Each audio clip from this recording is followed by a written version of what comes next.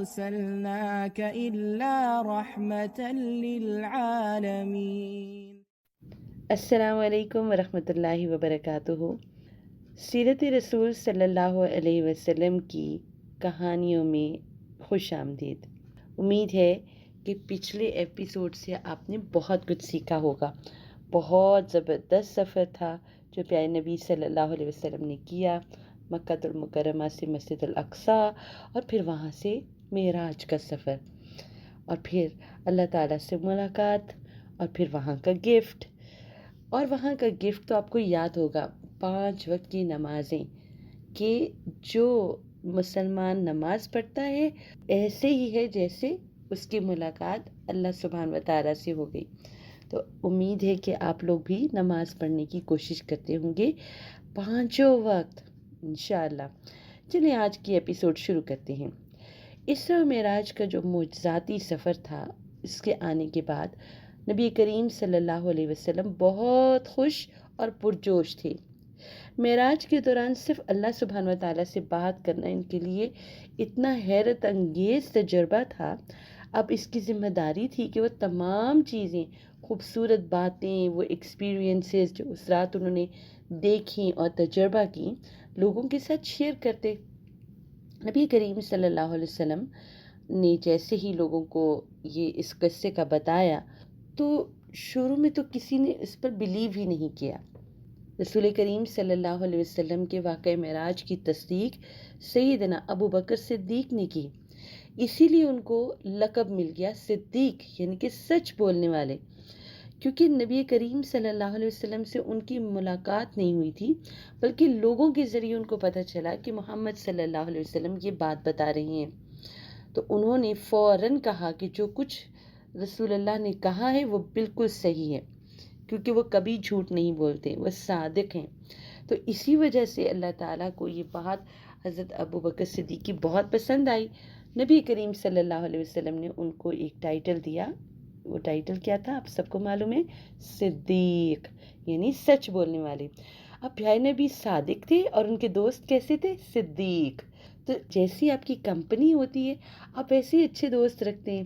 پھر آگے کیا ہوا؟ لوگوں نے کہا کہ ہم تو اس بات پہ بلیو نہیں کرتے، تو ہمیں مسجد اقصیٰ کی ڈیٹیلز بتائیں اگر آپ کو پتہ ہے، کیونکہ ہم نے تو آپ کو ہمیشہ مکہ میں دیکھا ہے، کبھی آپ نے باہر زیادہ ٹریول نہیں کیا، تو how do you know about مسجد الاقصیٰ؟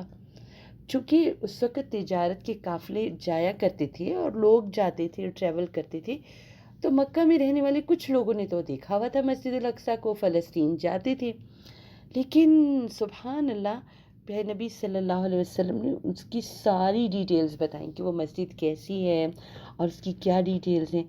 تو جب لوگوں کو بتایا تو انہیں یقین ہی نہیں آتا تھا، اور وہ یقین کرنے کو تیار بھی نہیں تھے، کیونکہ ایمان ان کے دلوں میں داخل نہیں ہوا تھا۔ بس وہ یہی سوچتے تھے کہ ہم نے نبی کریم صلی اللہ علیہ وسلم کی بات نہیں ماننی، اور پھر ان کو تنگ کرتے تھے، اور اسی وجہ سے سچی بات پہ بھی بلیو نہیں کرتے تھے۔ اب جب یہ سفر ہوا، معراج کا سفر جب ہو گیا، تو نبی کریم صلی اللہ علیہ وسلم تو پہلے بہت دکھی تھے۔ آپ کو یاد ہے نا، ابو طالب کی وفات ہو گئی تھی، سیدہ خدیجہ کی وفات ہو چکی تھی، اس لیے پیارے نبی بہت اپسیٹ تھے۔ لیکن جب آپ اس سفر سے واپس آئے آپ بہت فریش ہو گئے، آپ نے اپنا مشن بہت سنجیدگی سے اور زیادہ محنت کے ساتھ لوگوں کو اسلام کی دعوت دینا شروع کی، اور لوگوں کو اللہ کی طرف بلانا شروع کیا کہ اللہ سبحانہ و تعالیٰ کی عبادت کرو، کہ جو کچھ وہ دیکھ کر آئے تھے وہ حق ہے، وہ سچ ہے، وہ سب ٹھیک اور اچھی اور سچی باتیں ہیں۔ مکہ معظمہ میں حج کے موسم میں لوگ میلے لگاتے تھے، اور چونکہ وہاں بزنس بھی ہوتا تھا، حج کے سیزن میں لوگ اپنی مختلف ملکوں سے آتے تھے، وہ اپنی پروڈکٹس لے کر آتے تھے، وہاں پہ بیچتے تھے۔ تو اور یہ وہ وقت ہوتا تھا جب دور دراز سے جو لوگ ہیں وہ سفر کر کے حج کے لیے آتے تھے، اور بہت ہجوم ہوتا تھا، اور مکہ کے ارد گرد بہت رش ہوتا تھا، اور طرح طرح کی لوگ چیزیں بیچتے تھے، اور تفریح بھی ہو جاتی تھی۔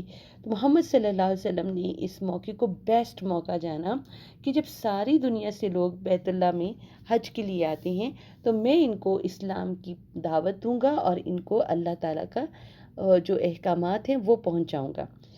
انہی زائرین میں، ان کو زائرین کہتے ہیں نا، جو بیت اللہ آتے ہیں اور بیت اللہ کی زیارت کرتے ہیں اور عمرہ یا حج کرتے ہیں، تو ان ڈھیر سارے لوگ تھے، بہت ہجوم تھا۔ ان میں سے 6 لوگوں کا ایک گروپ تھا جو مدینہ ایک جگہ تھی وہاں سے آئے تھے، اور ایک جگہ تھی عقبہ، عقبہ مکہ کے قریب میں جگہ، وہاں یہ لوگ ٹھہرے ہوئے تھے۔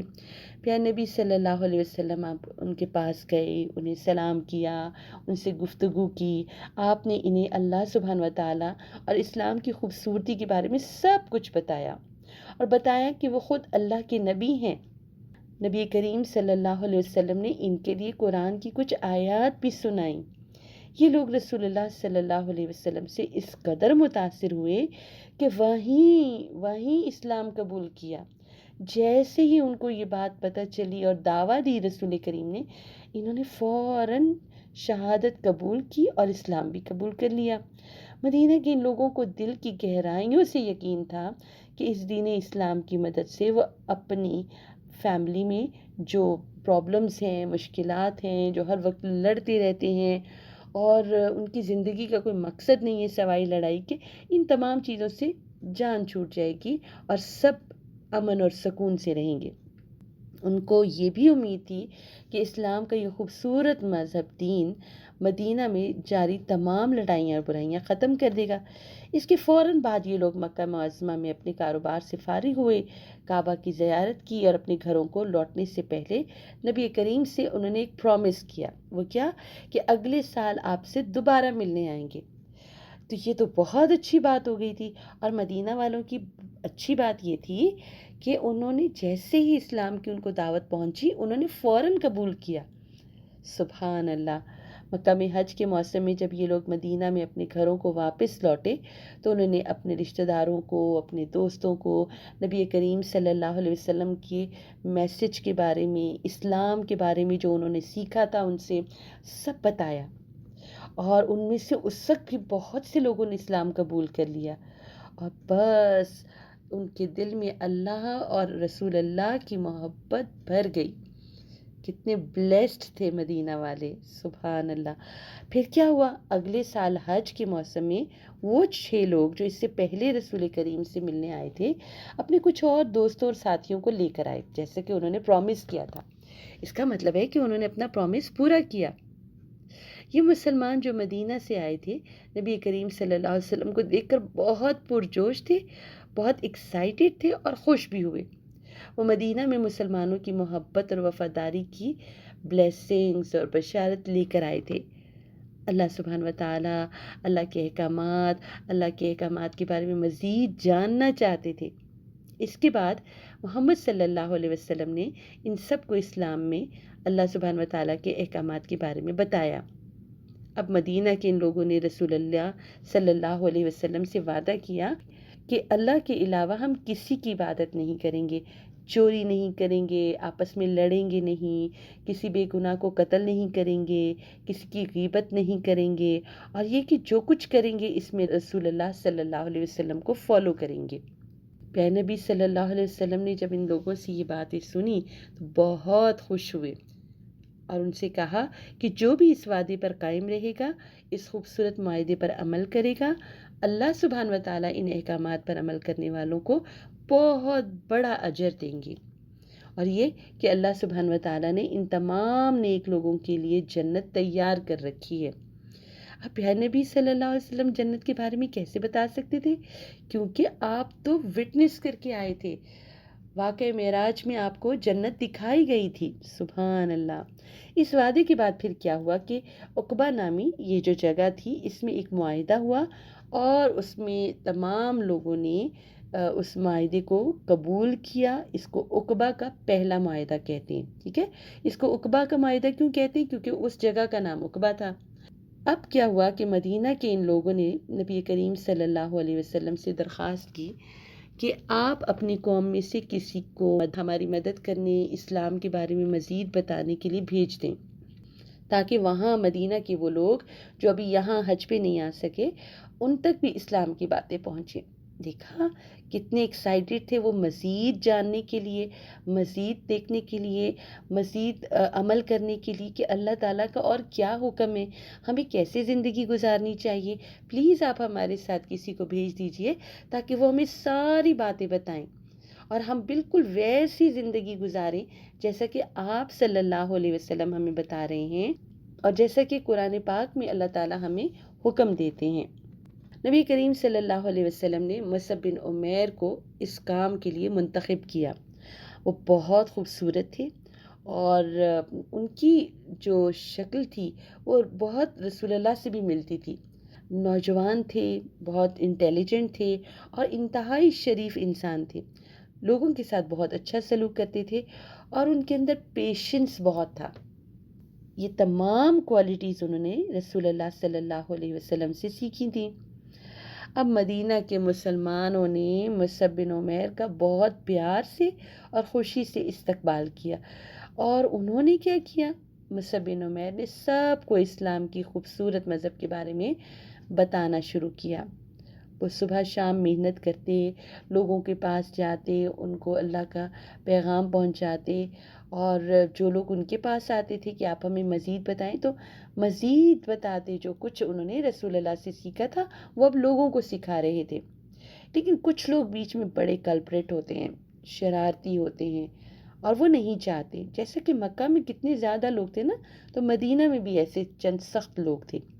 لیکن چند ہی دنوں کے بعد لوگوں نے کہا کہ نہیں، اس اسلام میں، اس میسج میں بہت بیوٹی ہے، کچھ بھی ہو جائے ہم اسلام کو ضرور قبول کریں گے۔ مصعب بن عمیر کیا کرتے تھے؟ قرآن کی پیاری پیاری آیات پڑھ کر سناتے تھے، لوگوں کے دل میلٹ ہو جاتے تھے، متوجہ ہوتے تھے، غور سے سنتے تھے اور پھر اتنے لوگ، زیادہ زیادہ لوگ آتے جا رہے تھے اور اسلام قبول کرتے جا رہے تھے۔ مدینہ کے تمام نئے مسلمان جو رسول اللہ صلی اللہ علیہ وسلم کے بارے میں سنتے، ان سے ملنے کے لیے بے چین تھے۔ سبحان اللہ، کتنی اچھی بات ہے کہ جو نبی کریم صلی اللہ علیہ وسلم سے محبت کرتا ہے، اللہ سبحانہ و تعالیٰ اس سے بہت محبت کرتے ہیں۔ اب کیا ہوا کہ مصعب بن عمیر نے اگلے سال حج کے موسم میں تقریباً 75 لوگ تھے، ان کے ساتھ مدینہ سے مکہ کے لیے روانہ ہوئے، کیونکہ مکہ کے لوگ اسلام کے پیغام کو آسانی سے قبول کرنے کے لیے تو تیار نہیں تھے۔ تو لیکن جب مدینہ سے یہ لوگ پہنچے تو بہت خوشی سے رسول اللہ نے ان کا استقبال کیا، اچھے طریقے سے ان سے ملے اور بہت خوش ہوئے کہ مدینہ سے اتنے زیادہ ساتھی آئے ہیں جنہوں نے اسلام قبول کیا ہے۔ اور ان تمام لوگوں نے نبی کریم صلی اللہ علیہ وسلم سے ایک ریکویسٹ کی کہ مکہ کے لوگ آپ کو بہت تنگ کرتے ہیں، آپ ہمارے ساتھ چلیں، ہم آپ کی پروٹیکشن کریں گے، ہم آپ کا خیال رکھیں گے، ہم آپ کی اور آپ کی فیملی کو پروٹیکٹ کریں گے، آپ ہمارے پاس آ جائیں۔ نبی کریم صلی اللہ علیہ وسلم بہت پریشان بھی تھے، مکہ میں ظاہر ہے لوگ بہت تنگ کرتے تھے، جیسا کہ آپ نے پچھلی ایپیسوڈز میں سب سیکھا اور پڑھا ہے کہ کیا کچھ نبی کریم نے قربانیاں دیں، اپنے ہی لوگوں نے بہت تنگ کیا، لیکن نبی کریم اپنے مشن سے ہٹے نہیں، کیونکہ وہ سارے معاشرے کو اس بیماری سے نکالنا چاہتے تھے کہ بتوں کی پرستش نہیں کرنی چاہیے، صرف ایک اللہ کی عبادت کرنی چاہیے۔ لیکن وہ لوگ تیار ہی نہیں تھے۔ لیکن مدینہ والے تو اتنے زیادہ ریڈی تھے کہ وہ کہتے تھے کہ رسول اللہ آپ ہمارے ساتھ چلیں۔ تو چنانچہ وہاں پر ایک اور ڈیل ہوئی، ایک اور معاہدہ ہوا، اور وہ تھا عقبہ کا معاہدہ۔ وہ معاہدہ یہ تھا کہ اہل مدینہ ہر صورت میں رسول اللہ کی حفاظت کریں گے، چاہے ان کو اپنی جان کی قربانی کیوں نہ دینی پڑے۔ نبی کریم صلی اللہ علیہ وسلم مان گئے اور سب لوگ بہت خوش ہو گئے، اور زبردست طریقے سے لوگوں نے اور زیادہ اسلام کے بارے میں سیکھنا شروع کیا، اور بس مدینہ والوں کے لیے ایک ہی دین، ایک ہی نبی تھے، اور وہ دین اور نبی کون تھا؟ دین اسلام اور نبی کریم صلی اللہ علیہ وسلم۔ کتنی اچھی خوشخبری ملی ہے نا؟ واقعی معراج کے بعد رسول کریم کے لیے اور اللہ تعالیٰ نے بہت آسانیاں کیں، بہت آسانیاں کیں، اور پیارے نبی بہت خوش ہو گئے۔ آپ بھی بہت خوش ہو جائیے اور یہ پیاری پیاری باتیں اپنے فرینڈز کو اور فیملی میں بتائیں۔